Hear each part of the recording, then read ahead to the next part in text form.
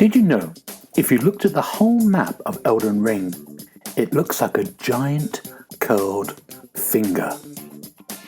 You're listening to the Xbox Hub Podcast, the official podcast of TheXboxHub.com. For all the latest Xbox news, reviews, videos, and opinions, make sure you visit TheXboxHub.com. But for now, settle down, get comfy, and open your ears for some podcast delights.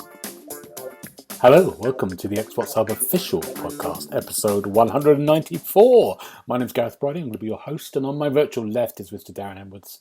How you doing, Darren? Hi there, good evening. It's nice to be back on a Friday as well, Friday night. Friday, no, good, isn't it? And on my virtual right is Mr. Paul Renshaw. How you doing, Paul? I'm doing all right, Gareth, thank you. My Friday nights are always a bit more exciting when I get to talk to you guys. So I'm feeling good. Oh, there you go. Good. How's our week's been? Let's start with that first of all. Darren, how's your week? What have you been doing?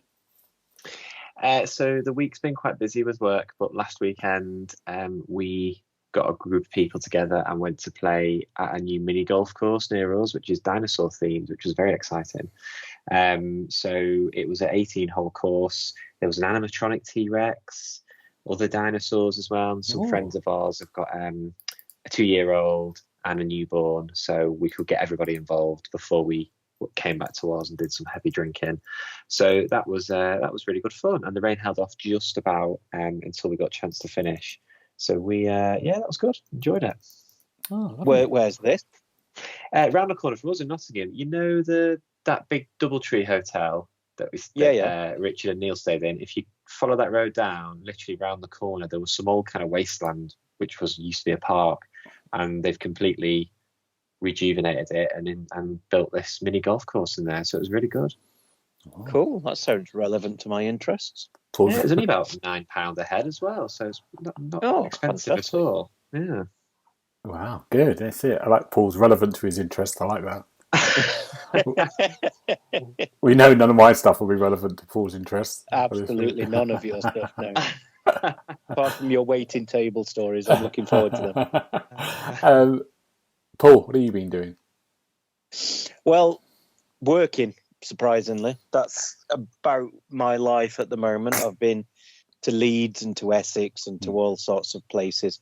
But this morning I went to the dentist for my 6th monthly checkup.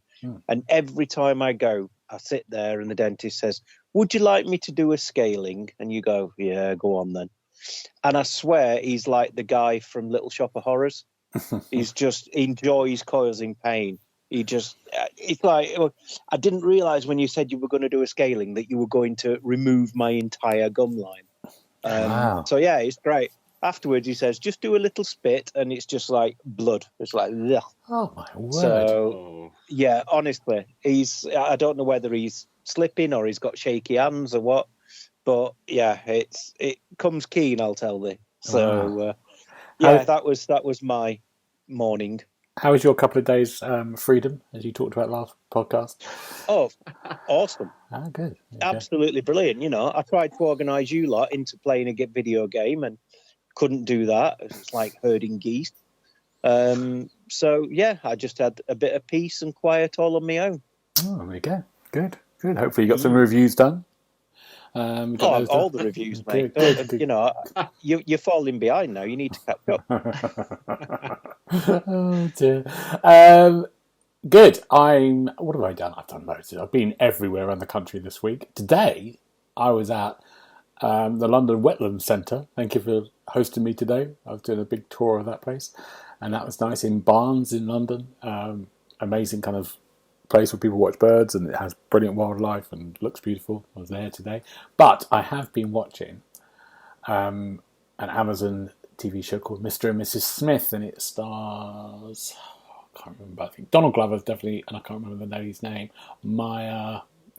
Anyway, it's loosely based off the Angelina Jolie and Brad Pitt film, but not really. It's spies, but it's sort of 8 parts, and it's very good.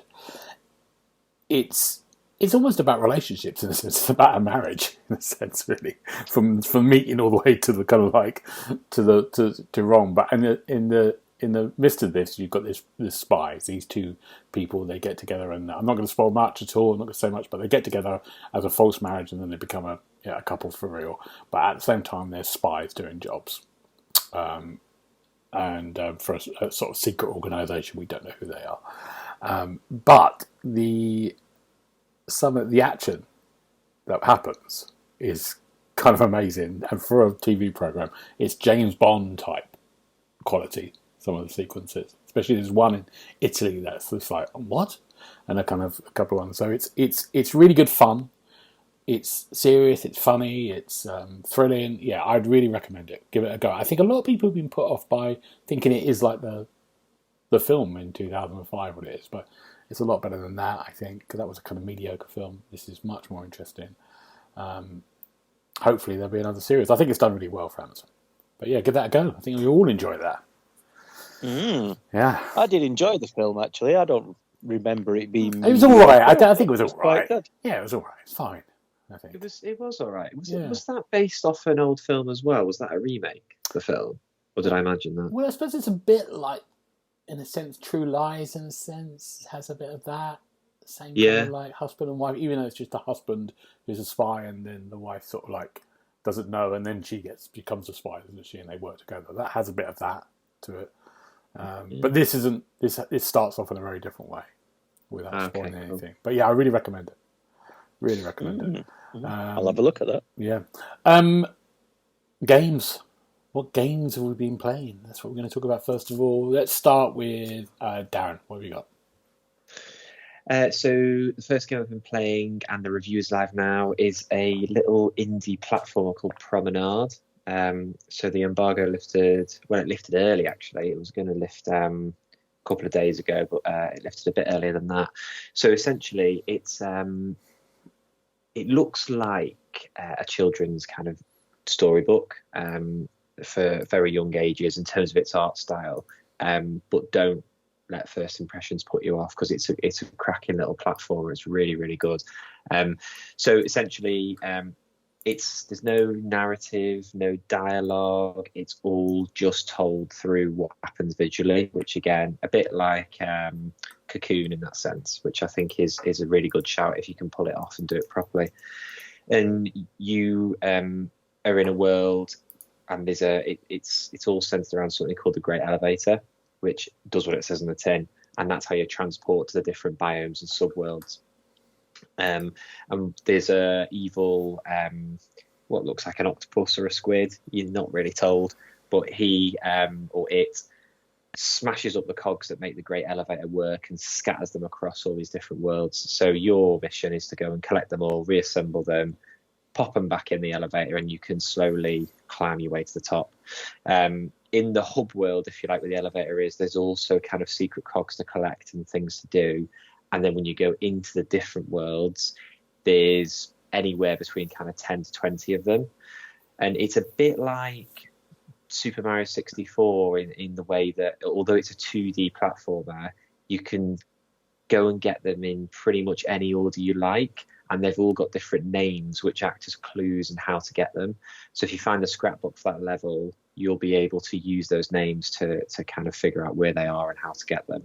And it sounds pretty straightforward, but it's got a lot of ideas, and with each world it builds on it. So I likened it to It Takes Two in terms of it's a bit of a greatest hits of platformers, because it doesn't feel like it's just ripping ideas off other people, but it's got a lot of variety. So for example, there's certain dungeons which you can go into and fend off boss characters.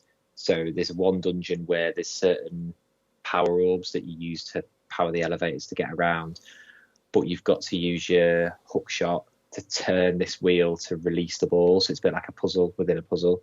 And there's another one where you're in this underground mine, and these moles of head torches are trying to find you as an intruder, and you have to sneak your way through the grass. It's just really good. It's really, really well done. And your main companion is again a little kind of squid, but it acts as a hook shot, I guess. So it helps you traverse the world. So you can grab onto hooks, grab onto platforms, because your jumping itself isn't very good. So and then you can unlock different abilities as you play. So I went in not really expecting much, and actually it's really, really well made as well. And it's surprisingly lengthy. So when you see the price tag of £18 to £20, like, don't be put off, because I think it's worth it. It's really, really good. I was really impressed with it. Wow, that does sound good. What have you given it, Darren? I've given it, and Paul will be proud, 4.5 out of 5. Oh, there you go. You're not allowed to use that score. That's my score. I was umming and ahhing between 4 and 4.5, but the more I played it, it didn't run out of ideas. Like, it kept building on what it had done before, and I just fell in love with it the more I played it. So I was really impressed. Oh, brilliant! Yeah, does that. So, is that out now then, Darren? That's out now. Yeah, out now in the Xbox store. So if you're in the mood for a platformer, it's got that kind of same charm as a Mario game or a Nintendo game, where you just visually it's brilliant and you kind of get sucked into the fantasy of the world. I'd recommend it. Great. Okay, good. Thank you. Paul, I really oh. want to see the Accolade trailer with surprisingly lengthy in it. So I think that would be quite good. Makes a good Tinder profile as well. I'm not sure it's late enough to be talking about that trailer. Good. Paul, what have you been playing? I have been playing many games, some of which I can't talk about. So I won't, because I've never knowingly broken an embargo, Darren? No, something like that. I wouldn't do something as daft. So I'll start off with the latest in what seems like an unbroken line of little Kemco retro-style JRPGs. And this one is called Genzo Chronicles. And basically, it's another Kemco retro-style JRPG type thing where you wander around and you fight monsters and level up and get stronger and follow a reasonably interesting story. I'm really, really beginning to run out of ways to describe these games now. I must have reviewed 30 or 40 of them. So, yeah, it's so difficult to come up with ways of saying it's another RPG. And yes, it is like all of the other Kemco ones. But how long are these games for? Are they long how games? long? Yeah. They're not particularly, probably 10 or 15 hours to get everything done. So, I mean, for a £5, they're not bad value. It's long enough, yeah. Surprisingly lengthy, Darren, I think. Oh, well done for not missing an open goal, Paul. I'm so proud of you. Set you up and set them down. So, absolutely. So, yeah, it's another on the list. I'm playing through it, and a review will be live on the site in due course. Wow. What's it called again? So, Genzo Chronicles. Okay, good. Right, brilliant. Okay, guess what I've been playing? I can't wait for this. Yeah, I've been looking forward to it. Skull and Bones. I finally got it. Wow. After 9 years or whatever to the first announcement, I finally played and reviews. No, it's not up yet, the review. I'll get it to Neil, but it will be up soon. So I've played for the last week or so, a bit of Skull and Bones. So let's talk about Skull and Bones, first of all. This is a good indication. On our Discord chat, I wrote, first of all, Skull and Bones is good, like an exclamation mark. And then after 5 days, I wrote, Skull and Bones is boring. And I think that kind of sums up my kind of feelings towards it. Because when I first started playing it, I was, this is good. This is really good fun. And then after a while, the grind of a live service game starts you go, is this it? And for me, it is. I think I need a bit more from my games. I think anyway, let's just talk about what it was. So you basically, the game starts, you're in the Indian Ocean and you are in a naval battle straight away. Your ship gets wrecked. And then you're in a bit of driftwood, and then you can choose your character. Your character never speaks; it just sort of like listens and shrugs in that annoying way. Characters sometimes have that thing. And you start off in a little. 2 of your crewmates rescue you, and you're on a little sort of skiff, kind of like a very small kind of boat, and you go around with your mates just looking around, and then you find your first kind of pirate harbour, which is called St. Anne's, and you go there, and that's your first sort of hub, like in Destiny. You've got the city hub that you go to, and then there then you can start, getting blueprints for ships, proper ships, armor, cannonballs, weapons. You can get your pirate gear on, and you get jobs and bounties and kind of missions from the main leader of this place. And then you're off and running, really, and it's about you getting money, getting blueprints for crafting better things from your ship. On your ship, you obviously can get weapons and better armor, so you can build the armor of your ship up, and then eventually you get sort of bigger ships, like leveled up ships later on. And then you have these kind of missions, and the story is very weak. There isn't a story, really. Someone going, go out there and do this, and there's something going on, but it's not very good. Yeah, it's not great. Is it a Welsh guy? It's a Welsh guy, yeah. And you go off, and then you take out this ship, but 85 or 90% of this game is on a ship. And you've got some little land bits when you go into the harbour, and you've got little kind of areas that you land at and then you disembark. But basically all you do there is kind of like talk to someone, or you can wander and talk to someone else, and maybe there's a bit of treasure you can find somewhere that you've got maps for, that you can just sort of look and then dig, and then you're off. But land-wise, there isn't any sword fighting or swashbuckling or climbing things. It's just you're there and then you're back on the ship. All right, so the positive things, the sea battles are great fun. Really, really good. Quite tense. You have to kind of really, you're really sort of balancing your stamina of your crew, making sure your ship keeps repaired, making sure you've got enough repair items, about how you move. You can have three types of ships. You can have a kind of tanky ship, take a lot of damage and brace against, where you can have a DPS ship that's quite nippy and kind of shoot from afar. You can have a support ship, so this only really works if you're working with a multiplayer, so you can heal from the outside. And at the same time, you've got in your world, at the same time that you've got 20 people or so online in that world swimming around.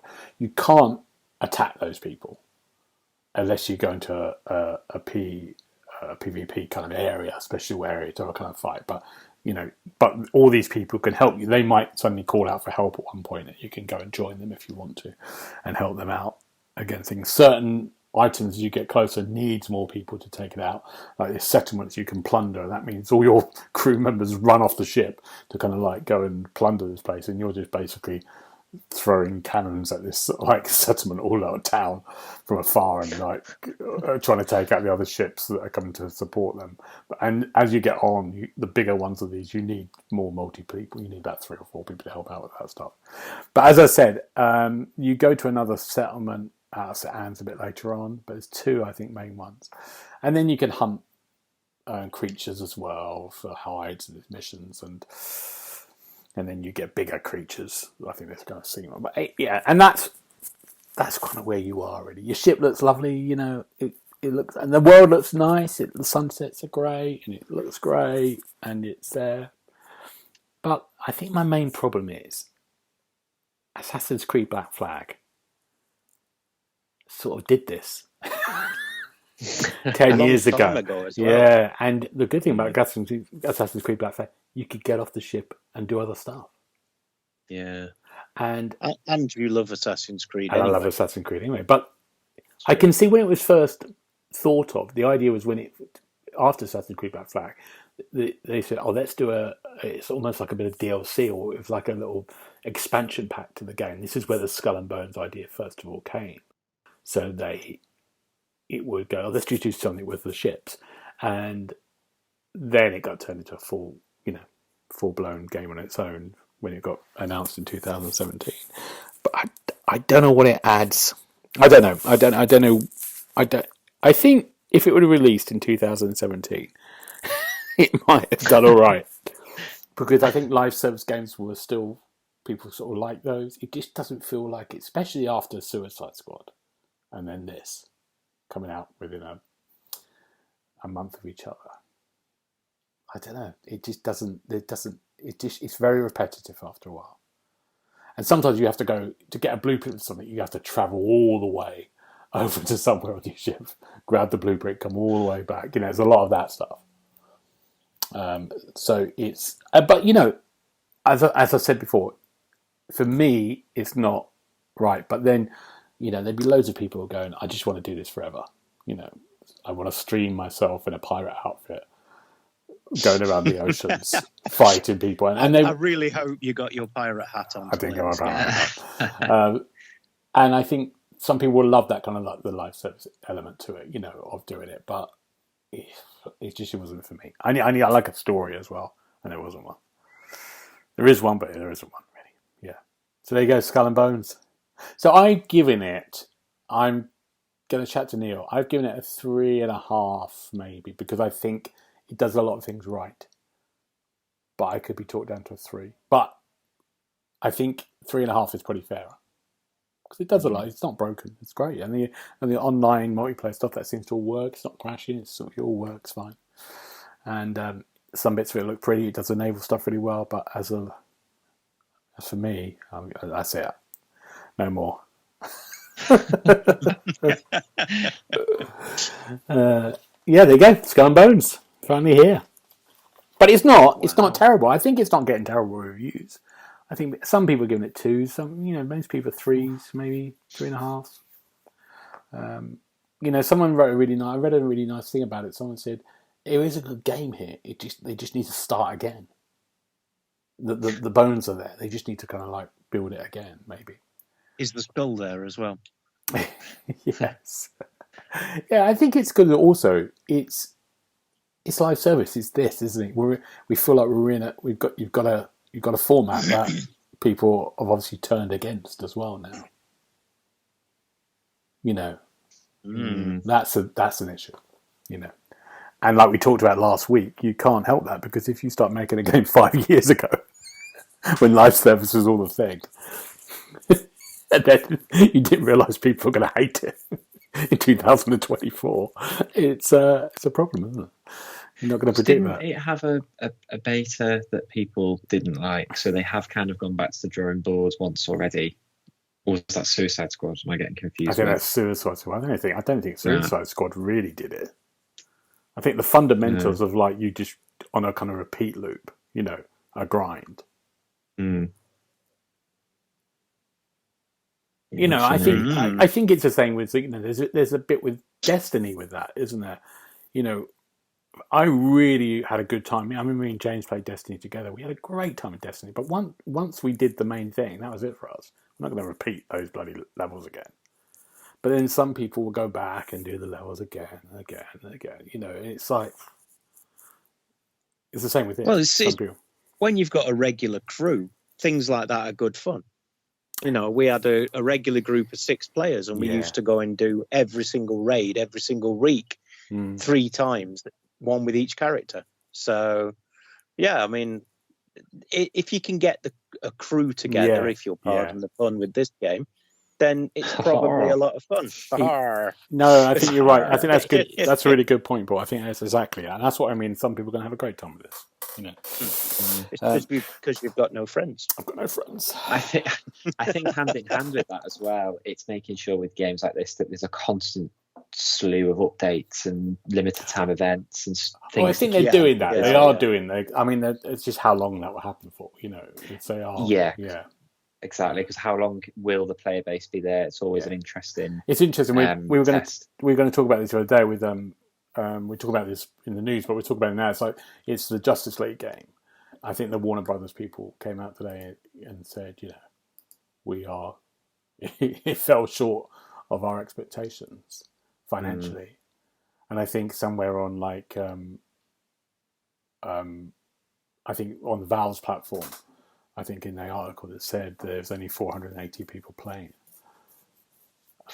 so that's gone down completely, So yeah, it's how long people carry on for, and we all move on quite quickly now, don't we? I don't think these games, these long-term games. I don't know how.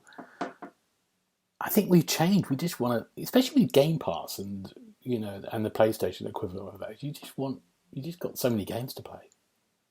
So you're not going... Well, we're not the best people to judge that, though, are we? Because we've got to play a game for a certain amount of time, write some words about it, and then forget about it. And Yeah, play the next one. but I think even with Game Pass, and I think with the PlayStation subscription thing, if people have got that, there is a load of games. Approved already this month. So people are going, okay, I've got this. I've got 5 games in my library, and because of the Game Pass and the PlayStation subscription, these games might go after a year. So you're going to do them.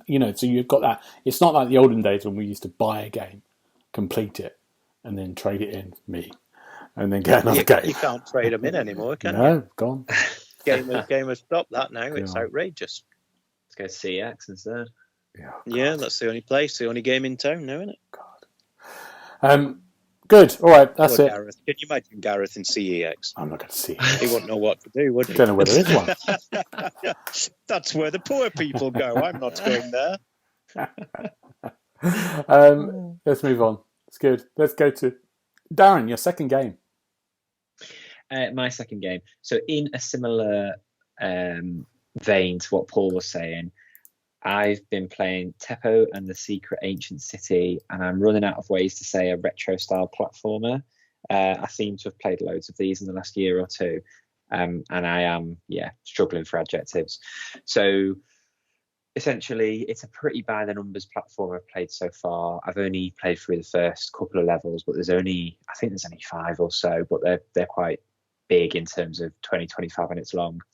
So there's a bit of precursor to why you're out and about in this ancient city, but essentially you jump around, jumping on enemies' heads, collecting crystals, and you have to collect a certain amount of crystals to open the exit portal. And as you explore, you can pick up 3 weapons, so a boomerang or a pistol. But interestingly, your enemies, if you shoot them, they won't die as such. They'll kind of go into sort of an ethereal state for a few seconds and then come back, even if they're undead or regular enemies or whatever they are, which is quite interesting. But yeah, when I say the levels are quite big, so in the first level, there's about 500 crystals you've got to collect, but you don't need every single one to open the exit portal, but you need a good 90% of them. And the level, it's a bit Metroidvania in the way it's structured, but you don't have to have new abilities to go back to backtrack. You just need to flip switches to open doors to backtrack. So sometimes it can be a bit of a challenge to remember exactly where to go and which bits you haven't explored. So they're quite well designed, the ones I've played so far, but it's exactly what you'd expect from one of these platformers. And it is that kind of retro, kind of 16 bits. It's not quite 8 bits, probably more 16-bit style. But even the start menu, it was kind of washed with a retro pixel kind of overlay, which I thought I've seen it done better. So I'm not a massive fan of the visual style, to be fair. But that is about as much as I can say without just saying it's very similar to a lot of other types of games that you'd have played. But it does have easy gamer score, so that's also a plus. Wow. I'm bored of these retro games. I'm getting bored of them now. But yeah. Yeah. Good. There you go. Paul, what the hell have you been playing? What's the other one? The other game I've been playing, Gareth, I'm still waiting for you to come and help me with, is Wo Long. Now, eagle-eyed viewers will know that I reviewed Wo Long back in the day when it first released. But what they've done now is they've bundled up all of the DLC and all of the sort of crossovers that it did with... it even did a crossover I've discovered with Lies of P, which is quite cool. So you end up with some weapons from that. And they've put them all into a game called Wo Long Complete Edition. So I'm playing through that again now so that I can review it. And while it's not got any easier, it seems to have had some balancing done in the fighting. So it's not as overwhelming as it used to be. For instance, I've had to start again because I've completely forgotten how to play it. And I managed to beat the first boss on my second attempt rather than my 200th attempt. So, yeah, it's better in that way. And the community of people playing the game who are willing to assist you is also a lot better. Because playing pre-release, obviously there was no online element at all. Whereas now there's lots of people and you can recruit them to come and give you a hand. So yeah, it's pretty much woe long. I'm waiting. You've got to go a certain distance into the game to get to the DLC to play that, because that's what I want to concentrate my review on. Obviously, woe long is woe long, and I've done that. So I'm going to touch on the changes that have been made, and then spend most of my time when I do the review talking about the DLC packs that have been included, because apparently they're quite large. So yeah, I'm enjoying it so far. Well, enjoying it and being incredibly frustrated by it in equal measure, as always happens with this type of game. So yeah, keep your eyes peeled for an upcoming review. 2026. It's going to be at least that, I would have thought. Wow, that sounds like hell. Oh my God. Honestly, it is so hard. So hard. But doing it again. Oh God. Yeah. Well, I've actually got further now than I did the first time around, because there was danger of there being a controller-shaped hole in the window. Right. Back in the day, because like I said, there was no assistance available. Nobody was playing it, so nobody could come and assist. But now there's people that have cracked the game and they know where everything is. I've had a couple of guys come in and then take me round levels, showing me where all the stuff is that I need, and then help me beat the boss, and then bugger off to go and help somebody else. So yeah, it's all good. Great, good. Thank you, Paul. The last game I'm going to talk about really briefly is Return to Grace. That came out on the Game Pass this week. So you can play that there. Return to Grace is a first-person narrative adventure. 3 hours long. Do it in one night. You play this. It's set like in 3,380 AD or something like that, and you play an astronaut stroke archaeologist who lands on Ganymede, which is one of Jupiter's moons, in search of this person called Grace. And Grace is an AI that 900 years ago sort of heralded and helped mankind into a golden age, but has gone missing and hasn't been heard of since. And you go to this moon because you think this is where the AI was last seen, and you explore this sort of thing called the Spire, which is this like temple where Grace was, and you uncover the story as you go along. And the gameplay is kind of very minimal. You sort of look at stuff to get up, like jump. You press A to jump up something, or A to climb something. There's sort of like very kind of minor puzzle elements. Different gameplay mechanics come into the play as well. Like at one point you're throwing kind of rocks at things. At one point you're on a jetpack, kind of trying to de-ice a track that you need to get through. But everything's quite relaxing. There's no combat. It's a really lovely story. It's an amazingly written story, and at the same time, on your kind of wrist, you've got these AIs that are talking to you all the way through, and the AIs have all different personalities, so they keep splitting and like going, "Oh, do you want someone who's a bit more comforting?" And they change it to someone else. So you've got these 5 or 6 personalities chatting to you, and it's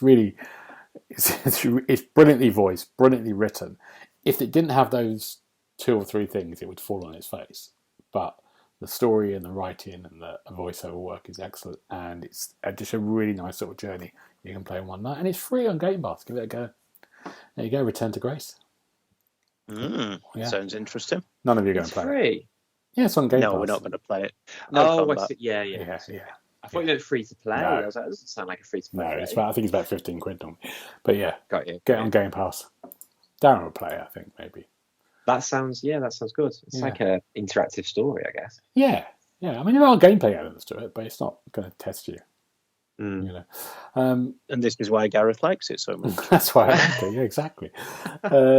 Good. There you go. That's our games we've been playing. Let's talk about some news. Let's talk about a couple of things this week. First of all, big revelation on Wednesday. We had the Elden Ring DLC announced, and we got a date for it. When's it coming, Paul? It's June, isn't it?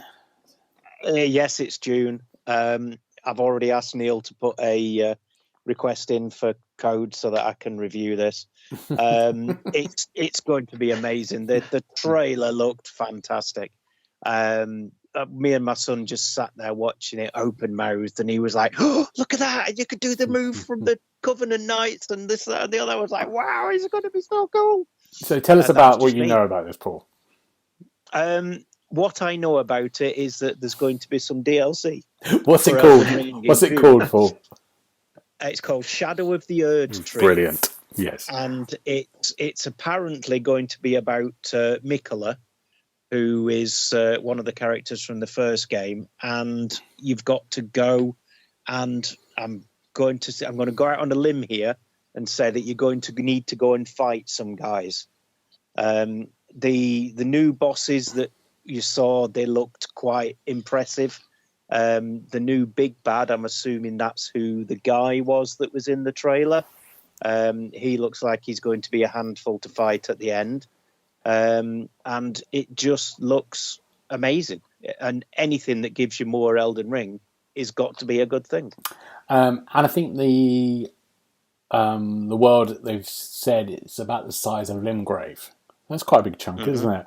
And it's a good size. Yeah. I think there'll surprisingly lengthy. A couple of legacy dungeons in there as well as all other bits and bobs. So I suspect you'll be right.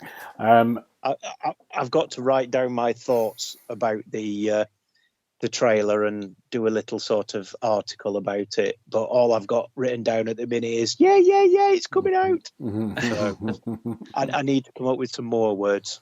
Good. There you go. It's coming out June something. June, maybe mid-June, I think. That's quite exciting. June something. That's quite exciting. And we had a Nintendo Direct on the same day. Have you two got anything to say about Nintendo Direct, the games, before we go on to the Xbox stuff? But I've got something to say. Yes, Paul. I didn't watch it. I thought that might be the case. Good. I knew I could rely on Darren. Well, to be honest, I haven't watched it either. You've let yourself down. I am aware of what was discussed. So I think it's one they call like a partner direct, isn't it? So there's no first party games. It was all about third party games pretty much that were coming out. So the classic stuff was Battlefronts were announced and making their way to modern platforms, which will excite quite a few people, especially with Knights of the Old Republic remake, or seemingly in some sort of a never-ending limbo. And they're coming out on Xbox as well.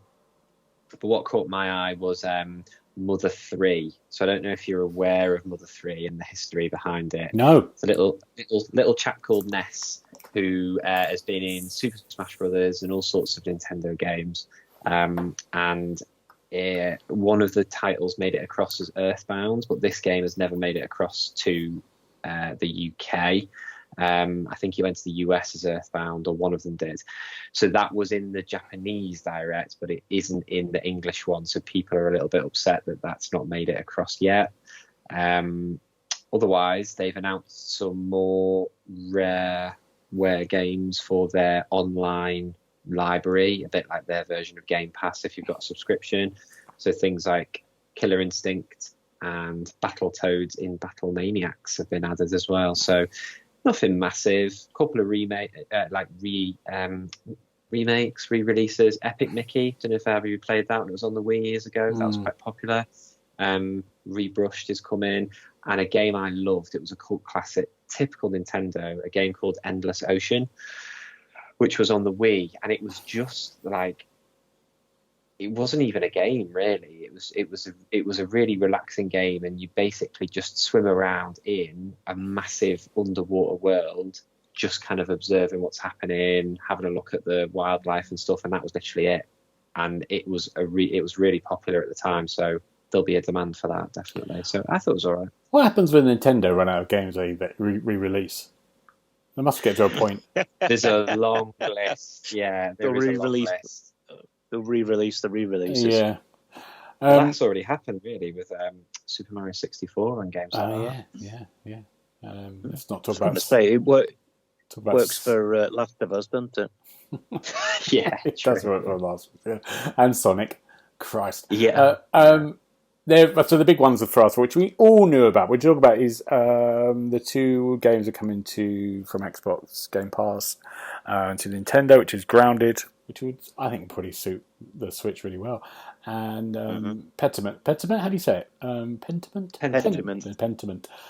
They're coming to Switch, and the PlayStation's going to have Sea of Thieves and Hi-Fi Rush, High-Vis Rush, as I like to call it. High-Vis Rush. Yeah.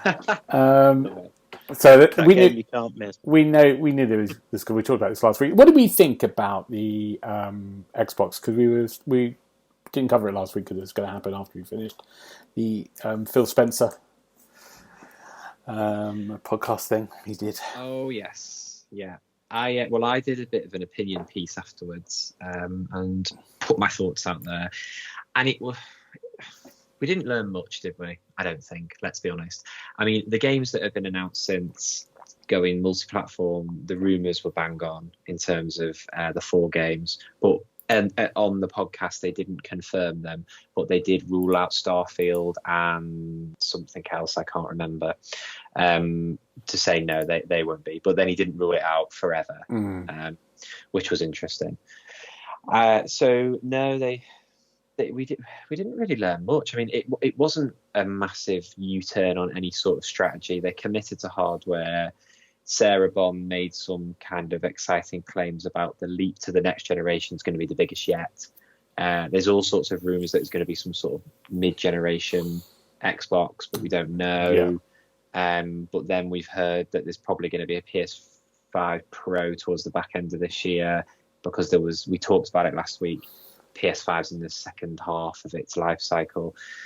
So it was interesting. It was very like a business update. It sounded very kind of like, we're going to call you into the office and make you redundant. It sounded very serious.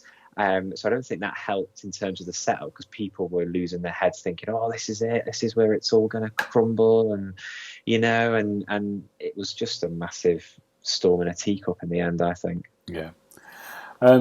I think the key thing is in saying they're gonna have another console. I mean, it's hilarious when they go, and it's gonna be the best thing ever. It's gonna be bigger than we. Of course, it's just I think it was just like, we don't know anything about this console yet, but we're gonna make one. So that was just confirming that. Let's just talk about the PS5 Pro that is rumoured to be at the back end of this year, and the Xbox mid-gen thing, which would be, say, the Xbox Series X Pro. Let's call it that for now. Do you think it's too soon for these two things? The reason I'm saying this, in the sort of like in the lineup of like how things in the past, like we had Xbox One, which is at 2014, and I think we got the Xbox One Plus thing, whatever it's called. We got that 2018, didn't we? 17, 18, the same with the... But they didn't have COVID, did we? We had COVID. So we had 2 years of COVID at the beginning of this life cycle, where games were delayed.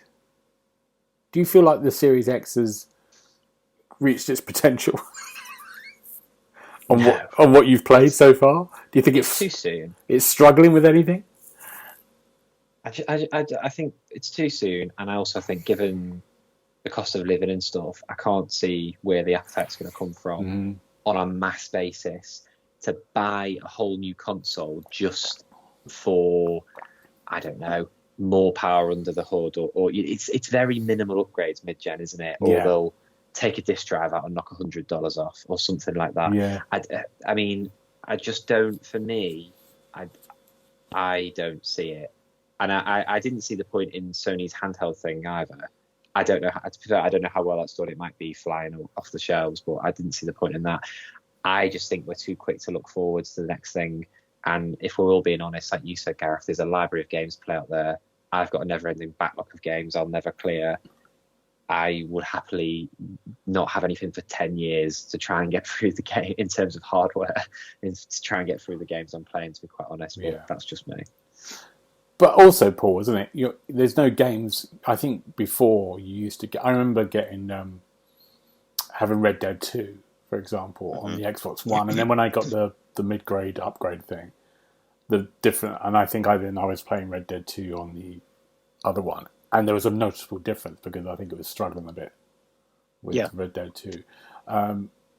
There's nothing I'm playing. Is it like you that you're hearing it go? It's just whirl away. Yeah. No, it's we've only just got to the point now. I mean, it doesn't seem like 5 minutes ago that they decided to bring games out just for the Series X and the Series S, and not Xbox One as well. True. So I don't think. Well, I certainly don't have any appetite for a new console. Let's put it that way. Yeah. You know, it's PS5 Pro. I mean, I've only just got my PS5, so no, I don't think that's going to entice me. And, you know, there's no need for a Series X Plus or whatever they want to call it. They need to...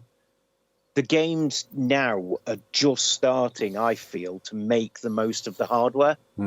So you're looking at games now, and they look fantastic. Things like Hi-Fi Rush and, you know, Elden Ring, all that kind of stuff. Alan Wake 2. I've not played incredible. that, but I'll take your word for it. But yeah, they seem like they're finally getting to grips with the hardware and getting the most out of it. So changing the goalposts again and bringing out new hardware for me would be, you know, it just seems counterproductive. Yeah. You know, nobody's got that much spare income unless they're an actor. Will Neil buy one? Oh, Neil will buy one, yeah. If it's new and shiny, he'll have one. And then he'll never use it, and then he'll complain about it. So, Okay, good. You know, but yeah, I mean, Neil loves a gadget, doesn't he? Yeah. He's, you know, PSVR 2. What is the point? Why would you buy some? I was looking at them in game the other day. They're more expensive than the console that you play them on. Yeah, absolutely. I mean, that's just bonkers. Yeah. Another thing Phil Spencer said, he talked about the Activision games. He talked about Call of Duty, saying our intent is the full portfolio games for ZeniMax, Activision Blizzard, and XGX and Xbox Game Studios will be on Game Pass day one. So he is saying probably Call of Duty will be on. Well, you expect it if you bought the bloody thing. Of course, that's the thing, isn't it? Yeah, and I forgot. And just while we're... Go on. Sorry, Paul, go on. No, I was just going to say, mine's only a quick point. Just talking about that, Diablo 4 is coming to Game Pass in March. It is. So, very exciting. Yeah. Well, not for you. You've got it. Oh, I've got it. But yeah, for all the people that haven't got it, like you, Gareth, you'll be able to play it now. Yes, I will, yeah. Yes, well, you expect that was going to happen, don't you? But they're confirming it, really, aren't they? Yes, they are. Yes, yes, they are, Gareth. Yes, it wasn't if, it was when, wasn't it? And now we know roughly. We do. Good. Let's talk about really briefly. Let's talk about this. There's a new Burnout series revival teased. What's this about? Talk me through this. Well, it's just somebody somebody on Twitter has said the bosses have not issued a takedown yet. It's like, there's a Burnout pun for you. So I'm not sure what the actual details are. I just saw this tweet or whatever it's called these days. And yeah, I mean, if they're going to make, I don't want another remake of Burnout. I want a new Burnout game. Yeah, because I've had Paradise City on, I think, 3 different consoles now. I mean, it's mad that it missed a generation, isn't it? You didn't get a new game in that generation on the Xbox One. I mean, it's like a franchise that would just sell like hotcakes, I imagine. You know, game. Yeah. So hopefully we get one. Now, Paul, you're the book person. You review a lot of books for us. I do review a lot of books. We've got an exclusive. And it's Titan book, Sally Face, Art, Law and More. That's coming out. Do you know anything about this, Paul? I know absolutely nothing about it, Gareth. I didn't even know what the game was. It's not a game, it's a book. So, no, there's a game. There's a game, yeah. I had to look up what the game was because I'd never heard of it. It's due to release September the 3rd, so we've got a while yet. We'll cover this again at that point. It gets an exclusive look into the game designer Steve Garvey's life and what influenced the incredibly popular game. Do you know about this game, Darren? I wasn't really aware of it, but it picked up well on our socials when we posted about it. So there is definitely a lot of people who are looking forward to it, but I'm completely new to it. Well, there you go. Hopefully we'll get some copies. Hint, hint. Well, hopefully, yes. Yeah. We'll get some copies, and they'll be on eBay the day after. Anyway, Paul's views are not of the Xbox. Yeah. It's funny. I'm actually reviewing 2 books as we speak. You Obviously, are? I'm not going to talk about them, but yeah. So, So, I'm a book reviewer. yeah, there you go. Thank you, gentlemen. Let's talk about what we're looking forward to next week. Darren, what are you looking forward to? So I'm now on holiday. I have a week off work, which is lovely. So we are going away. It's my birthday next week, so we're going away to the lakes for a night away. For a carvery. Good for a carvery. Oh, if I get my way, yeah. So yeah, and just doing a few other bits and bobs really. So I'm looking forward to a nice chilled out week. How old are you, Darren? 33 years old. Oh my God. On Tuesday. Wow. Oh, God. Such a kid. Just depressing. So, hang on. You're going to the lakes for a single night? Yeah. I think you need to tell Ryan to put his hand in his pocket, because there's no point driving all that way for one night. Well, we've got some friends looking after the cat, so we need to make sure he's all right. So yeah, but we're gonna take it with you. I'd love to, but he's a bit young yet. So we're gonna make the most of the 2 days that we'll spend. So it'll be good. Good. Okay. Brilliant. Very nice. What about you, Paul? I'm going fishing tomorrow, which I'm really looking forward to, because, I like a bit of peace and quiet in my life. But other than that, the only thing that I've got on my horizon is even more work. Mm. So, sucks to be me. That's sad. What am I? Thanks, Gareth. I felt the emotion in your voice there. You can tell you're an actor. I'm looking forward to next week. Final Fantasy's out. Final Fantasy Rebirth, is that what it's called? Yes. Yeah. Yeah. I've ordered my copy in advance, which is very unlike me. I ordered it about 2 weeks ago. Did you order it from game? No, I did it from Curry's, and I got a deal. I think I only paid 53 quid or something. Did you get a toaster with it? Hopefully, yeah. But there's been some reviews out today. We don't review PlayStation games, so it's there's a review out, and the reviews are really strong, aren't they? Have you seen a few of these? Everywhere. I've not seen the reviews. I watched the trailer and stuff. Yeah, so I think people have had Are a they good strong time. because it's like the only game that PlayStation are releasing this year? Or are they strong because it's a good game? I think it's a good game. I think people are saying it's a very good game. Yeah, I'm looking forward to this. Look at this. It's going to be another 80, 100-hour mad game to it. I've still haven't done Baldur's Gate. I keep going back to it every now and again, dripping in and go, and then something else, then a review game comes along. That sounds like Darren's reviewing tactic. Unbelievable. Dead Island 2's out on Game Pass now. Yes, I'm downloading it as we speak. Yeah. And Tales of Arise as well. Yeah, some really good little drops, aren't there? Brilliant. Yeah. That's what's happening on Game Pass. Okay, gentlemen, thank you. We'll be back next week. I think maybe next Friday again, so the 1st of March. Maybe we'll do our weekly roundup of what's coming out in March, which we completely slag off. They're lots of fun. My favourite. What about this game? Never heard of it. Why is this on the list? I'm going to have a word with Dave. Don't know what you're talking about, Gareth. Oh, God. But thank you, gentlemen. Have a good week. Have a good time. Have a good birthday, Darren. And Thank you. We'll see you next time. Bye-bye. Goodbye. Bye. You've been listening to the official podcast of TheXboxHub.com.